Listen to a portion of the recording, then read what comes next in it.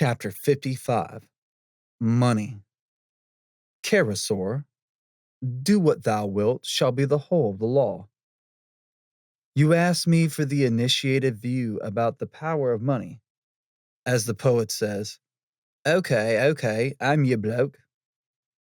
F. Marion Crawford, a Victorian novelist, now, and I think deservedly, obsolete, though I saw one of his books last week on the shelves of a tuppenny shark library.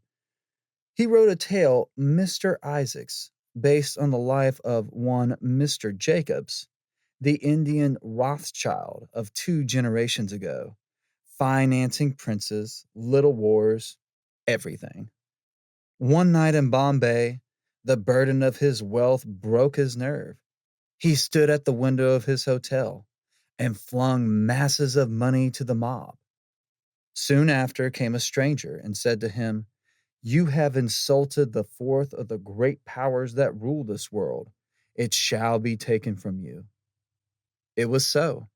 He lost it all. In the end, he became, after a fashion, sannyasi, and died, I suppose, in the usual odor.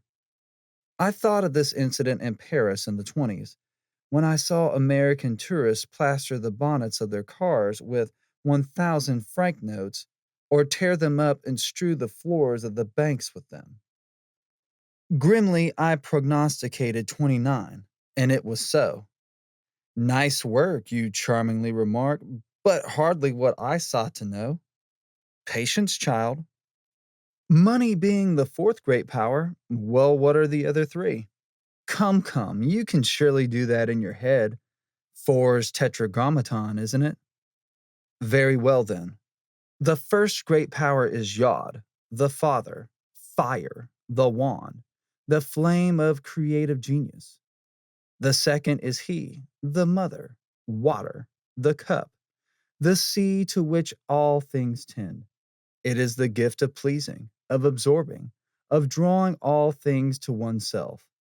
The third is Va, the sun, the sword, the moving, penetrating element, double in nature, for it is intellect, but also the result of genius absorbed, interpreted, transmuted, and applied through the virtue of the cup to expand, to explain, to bring into conscious existence. And the fourth, the daughter, earth, the disk, pantacle or coin, the coin on which is stamped the effigy of the world that begat it with the aid of the other forms of energy. It is the princess of the tarot of whom it is written, "Great indeed is her power when thus firmly established." It is a trite and not quite true saying that money can buy nothing worth having, but it can command service, the real measure of power and leisure. Without these two advantages, the most brilliant genius is practically paralyzed. It can do much to secure health or to restore it. The truth is that money is only troublesome when one begins to count it. Then there is travel, by which I do not mean globe-trotting and privacy, less attainable every year as the meddlesome Maddies invade every corner of life.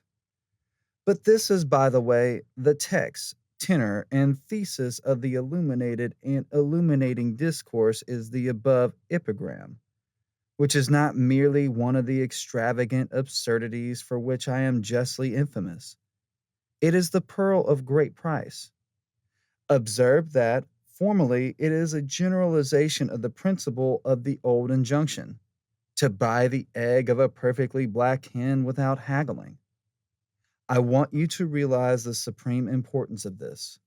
For one thing, it goes hand in hand with the whole doctrine of so-called renunciation, which is nothing of the sort. You don't renounce 5 shillings if you pay that for a country house with 3,000 acres of shooting and the best salmon fishing on Deeside, do you? This is the greater interpretation of the injunction, that no equation is possible. Magical power is immeasurably more valuable than any amount of money, but the epigram is severely practical. It may sound a little romantic, but here goes. A community which thinks in terms of wealth is rich, in terms of money, poor. How so? Because the former includes the imponderables. A couple of Japanese wrestlers may be worth more than Fidus, Robert Browning, Titian, and Mozart in terms of butcher's meat. We might alter that incorrect truism, money cannot buy anything worth having, to things worth having cannot be estimated in terms of money. You see, no counting. The operation to save your child's life. Do you care if the surgeon wants 5 pounds or 50? Of course, you may not have the 50 or be obliged to retrench in other ways to get it, but it makes no odds as to what you feel about it. What is the value of a university education? The answer is that it is a pure gamble. The student may use his advantages to make a rich marriage, to attract the wife of a millionaire, to earn a judgeship or a post in the cabinet, to earn 500 pounds a year as a doctor or 150 pounds as a schoolmaster, or he may die in the process. So, with all spiritual values, they are, in the most literal sense, unestimatable. So, don't start to count. Most obviously of all, when it comes to the great work, money does not count at all. I do not write of any magical work in the restricted sense of the phrase. Shaw says, admirals always want more battleships, lawyers more wretches to hang. It applies to anyone whose heart is in his job. Of course, in this case, money is like all other things of value. Nothing counts but the job. This too is sound magical doctrine. Lack of money is another matter altogether. Isn't it about time you sent me a check? Love is the law. Love under will. Yours fraternally.